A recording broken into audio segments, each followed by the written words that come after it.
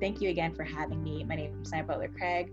I'm a PhD student at Georgia Tech, getting my PhD in aerospace engineering with a focus in electric propulsion. And what aerospace engineering is, to put it as general as possible, is the design and construction of both airplanes, so aero vehicles, as well as space vehicles. And so my specific concentration within aerospace engineering is for space vehicles and space applications. So I'm going to be in a lab, either making something run, fixing it, building something, or testing to make sure that it works properly. And so my day-to-day could range from sitting on my computer all day designing something, or running some code so that I can do some simulations instead of experimental testing, or I could be in the lab with the hard hat, the glasses, the whole getup, building something or testing it. So I definitely will say that my favorite thing to do is test, where I'm around hardware and very cool looking technology.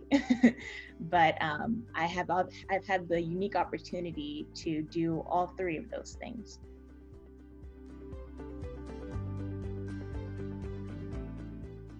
The one thing that I have read and that is rung true for various astronauts and various people in this industry is that it takes grit.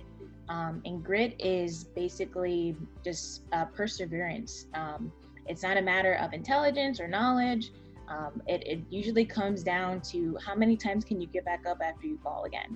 And so I've read that in books by various astronauts. I'll name a few: Leland Melvin, Scott Kelly, Mae Jemison. And one thing that was very common in all of their books and all of their teachings was to continue to persevere. So that's the first thing. The other thing is being able to work collaboratively and with a team and with other people. So being able to communicate effectively and have emotional intelligence and be able to see things from other people's perspectives and be able to be open to that. I feel like that's one of the most important things.